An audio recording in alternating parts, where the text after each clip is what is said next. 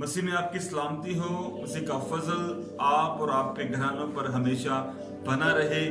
याद रखिए, इल्म हासिल करना हमारे लिए बहुत जरूरी है, लेकिन एक और चीज, इल्म के साथ गरूर फ्री में मिलता है, लेकिन हमें सिर्फ इल्म हासिल करना है, क्योंकि लिखा है कि इल्म गरूर पैदा करता है। तो हमें इल्म हासिल करना है, लेकिन हमें गरूर के मुकाम तक नहीं पहुंचना।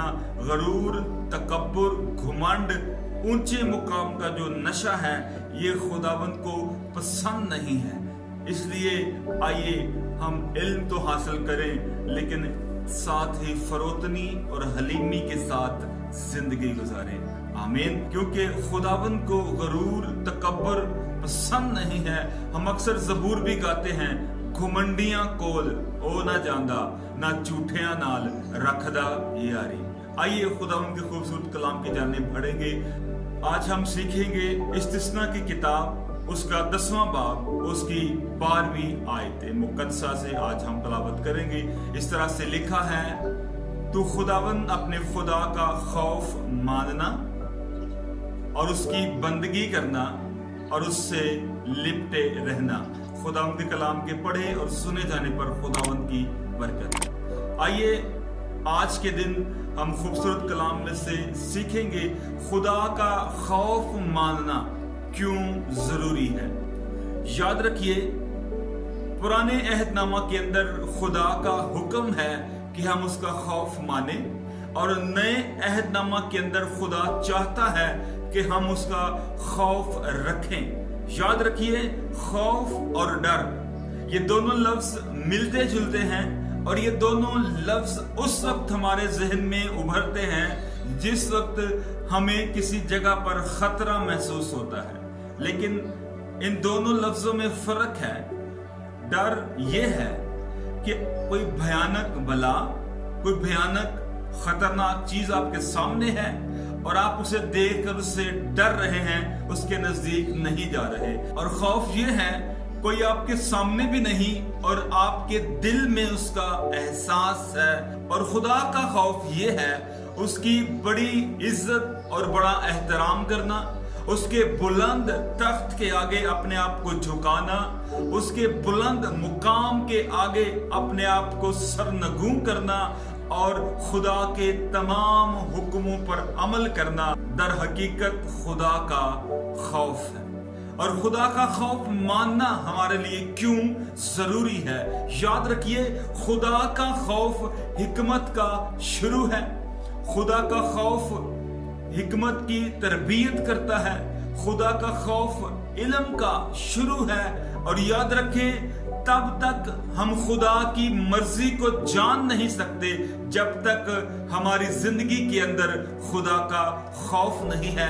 खुदा का खौफ हमारी हिकमत की भी तरबियत करता है। खुदा का खौफ बदी से अदावत रखता है। और मैं समझता हूं, कोई भी शख्स तब तक पाक नहीं रह सकता या तब तक वो बदी से दूर नहीं रह सकता जब तक उसे खुदा का खौफ नहीं है।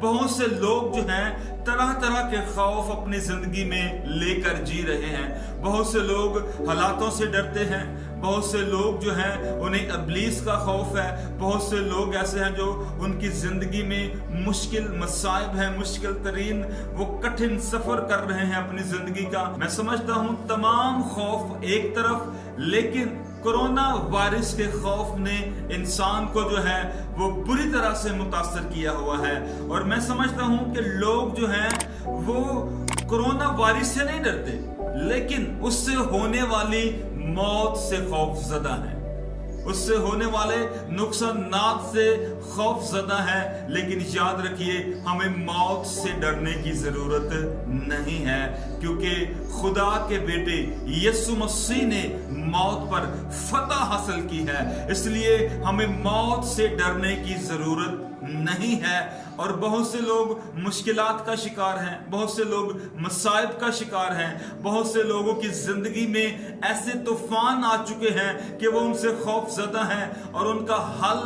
उन्हें मिल नहीं रहा है। लेकिन याद रखें, खुदावंद यीशु मसीह के पास आए। जब हम खुदावंद यीशु मसीह के पास आएंगे तो हमें हर एक मसले का हल मिलेगा और हमें सिर्फ और सिर्फ खुदा का खौफ रखना है। हमें इब्लीस से भी डरने की जरूरत नहीं है। बाज़ औक़ात लोग जो हैं वो शैतान से बहुत खौफज़दा हैं, लेकिन याद रखें बाज़ लोग ये समझते हैं कि शैतान जब आता है तो वो हमें डराता है, वो हमें धमकाता है, वो हमें खौफज़दा करता है। लेकिन याद रखें शैतान हमें खौफज़दा नहीं करता। शैतान अगर डरावना हो तो वो कैसे हमें अपने जाल में फंसा सकता है। याद रखिए शैतान जो है वो नहायत मीठा होकर, नहायत ही खूबसूरत बनकर, नहायत खुशनुमा होकर हमारे सामने आता है। इसलिए हम उसकी खूबसूरत बातों में फंस जाते हैं और खुदा से दूर हो जाते हैं। हव्वा के पास जब शैतान आया उसने डराया नहीं, उससे धमकाया नहीं, उससे कुछ नहीं कहा। उसने कोई सींग दिखाकर या अपने लंबे लंबे जो है वो दांत दिखाकर हवा को डराया नहीं। उसने ऐसी तरीके से बात की कि हवा जो है वो उसकी बात मानने पर मजबूर हो गई, और जब उसने उसकी बात मानी तो उसे अच्छा लगा, उसे वो फल देखने में खुशनुमा और अक्ल बख्शने के लिए खूब लगा। इसी तरह शैतान जब हमारी जिंदगी में भी काम करता है तो हमें डराता नहीं आकर, हमें सींग नहीं दिखाता, हमें लंबे लंबे बाल नहीं दिखाता, वो हमें लंबे लंबे अपने दांत नहीं दिखाता, कोई वो डरावना नहीं है। खुदा ने इब्लीस को बहुत खूबसूरत बनाया है। अगर हम पुराने अहदनामा में हिजकिय्याह यशायाह की किताब पढ़े, हमें वहां पर उसकी बनावट के बारे में मिलता है। इब्लीस से खौफजदा होने की जरूरत नहीं है।